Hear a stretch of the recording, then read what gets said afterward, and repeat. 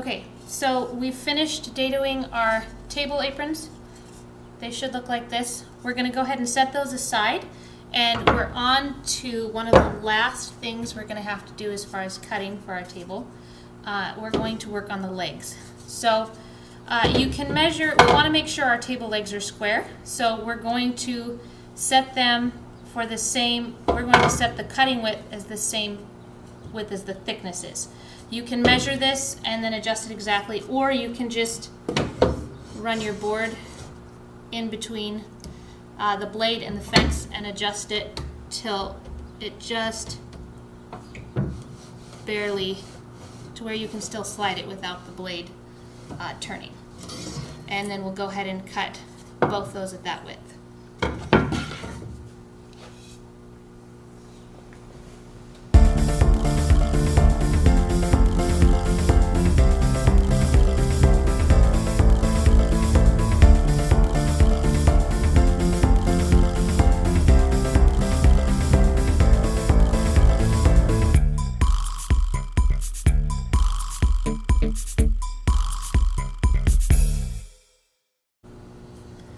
So now that we have our 4 legs cut out, and they should be square, we're going to stack them like this.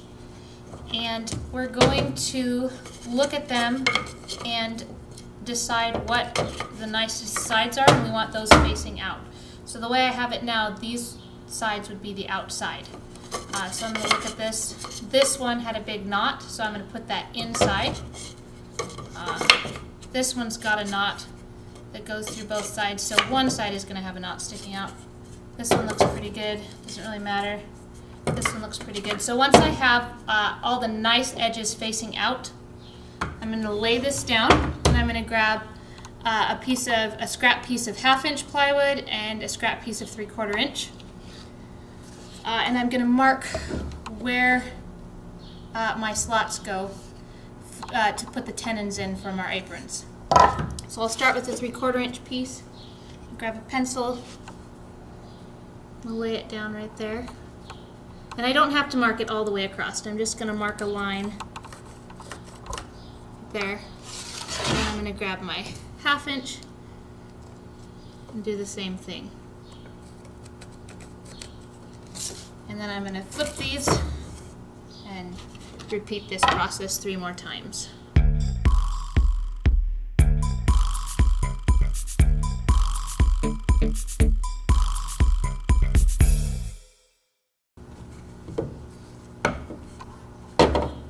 Okay, now that I have all my marks, we're going to go over to the routers, and we're going to put our slots in for our aprons.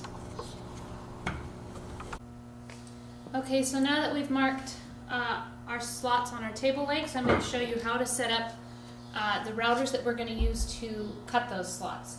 So the first router we have set up at 3 inches to the inside edge from this board, so you'll push your piece in and it'll stop at exactly 3 inches. And it is 3/4 of an inch between the fence and the inside edge of that router bit. So you can just take your 3/4 inch piece of plywood that you used over there and run it behind and make sure it's set up correctly. The second router is set up the same way. Again, it's 3 inches from this piece of wood to the inside edge. And then this one is set up at 1/2 inch in. So you can run your 1/2 inch piece of plywood in there and make sure it's set up correctly. Okay, so I've colored the marks in that we made with our 3/4 inch and 1/2 inch plywood on the end of our table legs. And this makes it easier to tell whether your slot lines up with your router bit. So this one, I'm going to just test and make sure it's the right one and run it into my router bit. And if you see, it's off to the side. But if I flip it, it lines up perfectly. So I know that this edge needs to be run through this router bit. And then if I bring it over to the second one, if I try lining that one and leaving it the same way, if I try lining it up, it doesn't line up. So I know that this edge, if I flip it, is the one I need to run through this router bit. So both routers are set to a depth of 9/16. So this gives you about a 1/16 of an inch wiggle room with your tenons on your aprons. Another thing I want to mention is if you were to just take your table leg and just run it through, it's going to bog down your machine. So find a 1/4 inch piece of wood, plywood, and run it through first, and then set your table leg on top of that, and then run it through. And when you're running this through, the most important thing is to make sure you keep it tight against the fence as you push it all the way in, and then as you're pulling it back out, make sure you're keeping it tight against the fence. And so once you've run it through with that 1/4 inch piece underneath it, you're going to move that, and you're going to set it back down, and you're going to hog out the last little bit of that material, again making sure you're pushing it into the fence as you go in and as you bring it back out. So a common mistake students make is they keep it pushed tight against the fence as they're pushing it into the bit, but they get excited as they bring it back out and they let it loosen up. And when they do that, the router bit is still spinning as you're pulling it out. And it'll grab your piece of wood and it'll slam it around, or it'll create a huge gouge mark there, and you'll have to start over on your table leg. So it's very important that you make sure that you're pushing in and as you go in, and then pushing in as you pull it back out, so that you don't scare yourself really bad. So to make this process flow a little smoother as I'm going to run them through the router, I'm going to just set them up and make sure that I have each one set. So this one, I'm going to set down just like that. I'm going to make sure this lines up. It does, so I'm going to make sure I set it the same way and I don't flip it. I'm going to do that with all 4 of them. That way I can just pick them up and run them through. Alright, so we've done that. Now we're going to go ahead and run them through. Again, don't forget your shim underneath.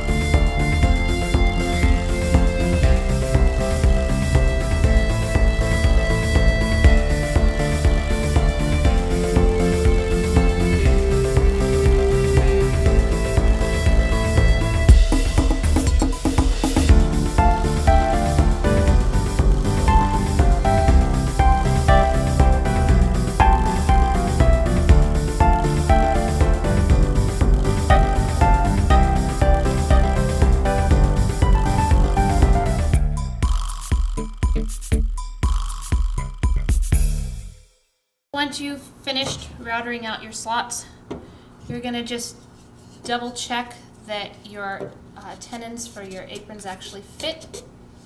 And look at that, they do. So once you've checked that, I'm going to show you how to cut the legs. So we have a jig here that we've made. It's just a tapered board. So at the top edge, it's 4.5 inches wide, and the bottom edge, it's 3.5. So it tapers an inch in 30 inches. And you're going to just mark 4.5 at the top if you want to make one of these, 3.5 at the bottom, and run a line in between those 2 marks, and then you'll cut it out on the bandsaw and then sand it down, or you can cut it out on the table saw, whatever works best for you.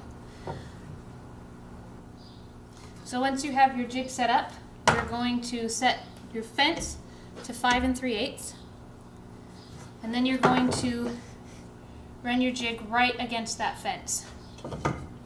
You're going to take your table leg, and one of the reasons we router it first is because it makes it easier to keep track of which sides you're going to taper.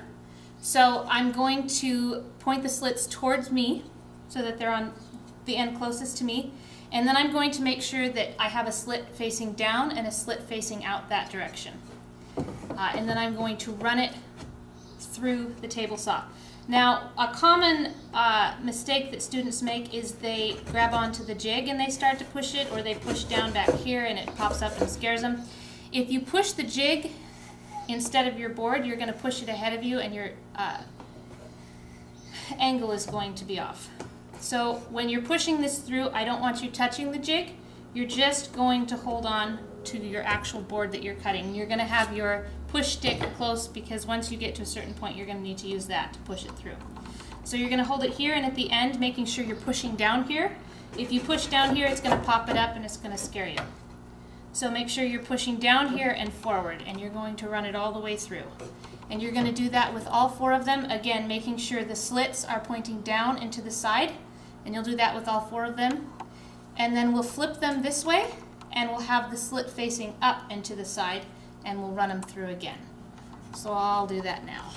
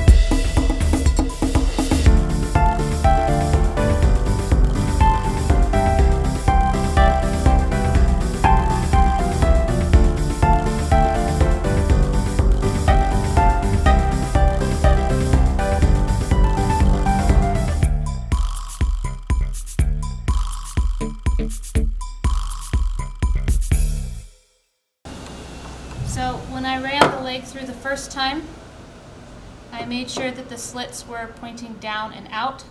This time I'm going to rotate it so that the slit is pointing up and out. And I'm going to run all 4 of them through that way, doing the exact same thing.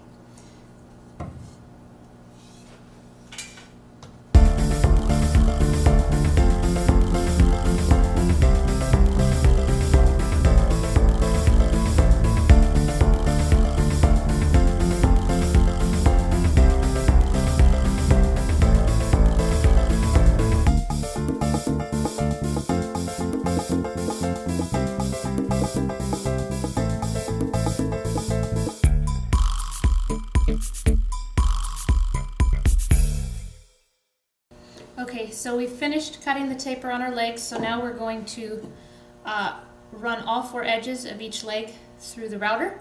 We have an 1/8 inch round over bit set up on this router. So we're going to do all 4 sides of the legs, like I said. We're also going to do the bottom 2 edges of all the aprons. And how you know it's the bottom edge is you dadoed out 1/4 inch of your tenon on either side. So that's how you know it's the bottom. Another thing that's important when you go to router your leg is it is tapered. So you're going to push down, and at a certain point you're going to have to push down on this side and pop this edge up so that you can continue to router it. Again, remember to keep your fingers back as you're doing this. The reason we router the edges is once we put our lacquer or poly on, if it's a very sharp edge, the lacquer goes to the point, and then once it dries, this edge will actually end up splitting. So if you like the sharper edge look and you don't want to run it through the router, you can take a piece of sandpaper and just barely take off that edge, and that will deal with that problem. But I like the router because you don't have to worry about getting splinters. So we'll go ahead and run each of these through.